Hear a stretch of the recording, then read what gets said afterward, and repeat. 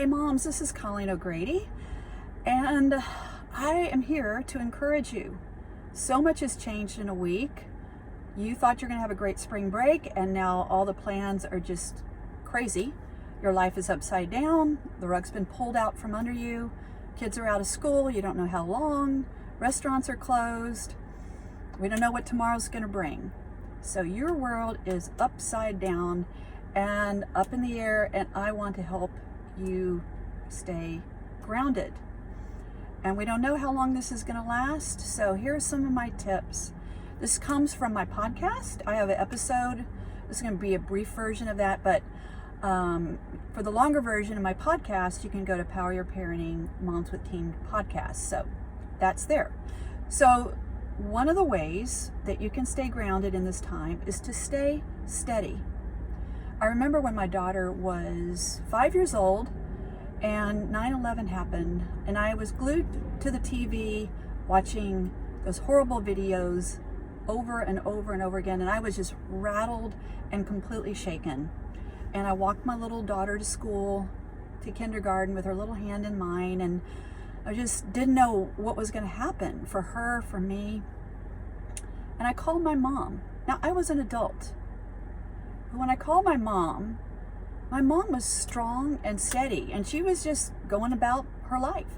It wasn't like her head was in the sand, but her strength, her steadiness, it was like, it just said, you know what? We're going to get through this. We're going to be okay. And so my mom had gone through World War II and the Great Depression, and she'd been through some things, and she really knew that we would be okay. And so moms, we've gone through 9/11. We've been through a lot of crises. And so our kids need us to be steady and strong for them. Now, the only way we're going to be steady is the rest of these points, which are points 2 through 8. So the second point is that you need to take small breaks. I know a lot of you are working moms. I mean, all moms work, but you've got a lot of responsibilities, and so here are your kids. You didn't count on that. So you need to take small breaks. And later on I'll talk about schedule stuff, but just go out in your backyard for 5 minutes. Or maybe it's time to do all that yard work that you said that you needed to do forever. But 5 minutes can do a lot. Go take a walk. Don't tangle with your teenager. They are really going to be angry and upset that their plans have changed. So they are going to want to offload all that frustration on you. And don't raise your hand by saying, why are you in such a bad mood? They're going to be in a bad mood. So just take a break, go outside, go to your bedroom, shut the door.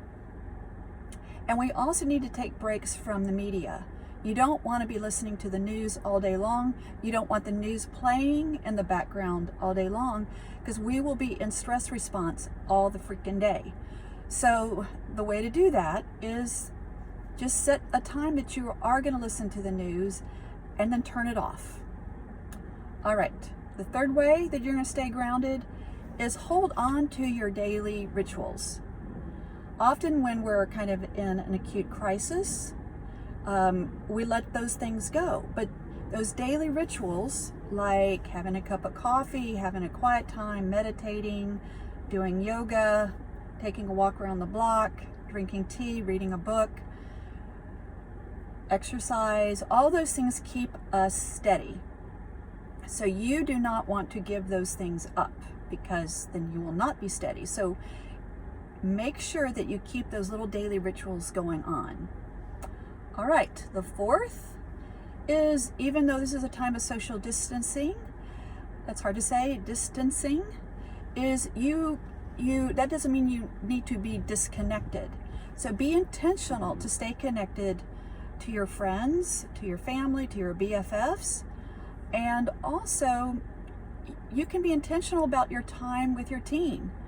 For some of you who've had seniors who, like, I never see my teens anymore.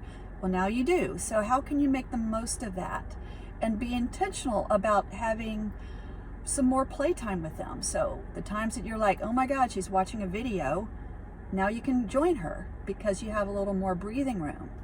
Or your son's playing a video game. Now, actually, once you learn the video game. And so there's some opportunities of connection with your teens.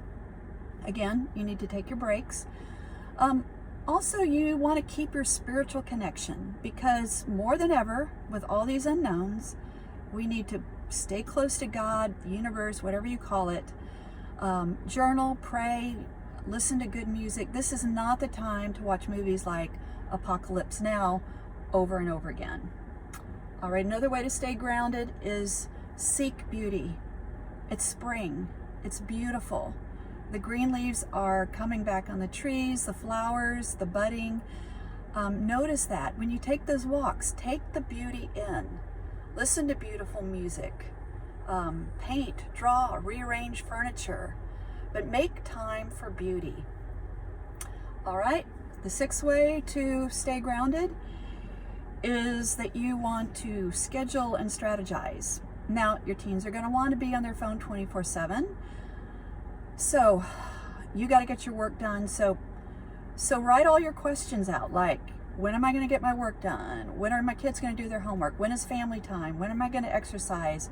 When I'm going to get all this stuff in? And be the CEO of your life. This is time that you can kind of set a schedule, keep tweaking it, strategize, maybe get your work done in the morning when your kids are sleeping in. This is a time that you want to get clear about how late the kids are going to stay up, how long they're going to be on social media and all of that. And make sure that you're clear before you have those talks with them so that you have parameters set. So it's not like if they're going to get their homework done, it's so when are you going to get your homework done? When are you going to work on that? And help them create their schedule. All right, another way to stay grounded is to have a future focus. So when the present is hard, this present time is hard, you can sometimes find solace in the past, like we've gotten through hard times before, and then, looking to the future, like, planning a vacation the end of summer or in the fall, like, so you can get excited about, oh, we're going to go to Colorado, we're going to go to the beach, that you have some visual images that you can look forward to. Saying things and being intentional to say things like, we're going to be okay, we're going to get through this, is very healing to you and to your family. And the last thing that way to stay grounded is we got to take this day by day. And if we just think, oh my God, how long is this going to take? What else is going to happen? What other country?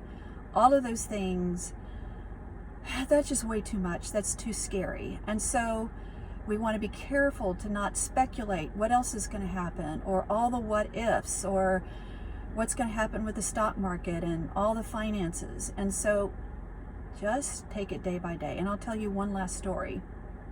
I used to take teens hiking in Colorado all the time. And we, at one point in a wilderness trip, we would do a peak climb, and sometimes that was 14,000 feet. And here's what the guides would tell us, is you want to take it, you want to do the rest step. So each step you take, you rest. And then a wise guide said, when you're hiking up a mountain and you're taking one step at a time and resting as you go, you don't want to look behind you because sometimes you kind of feel disoriented. And if you look too far ahead, you can get overwhelmed. So just take your focus and think of step by step by step. And so parents, moms, we want to take this day by day by day. Don't look too far ahead. Just focus on the day and rest each day. So those are my tips. I'll be back. Love you, moms. I see you. I feel you. Until the next time.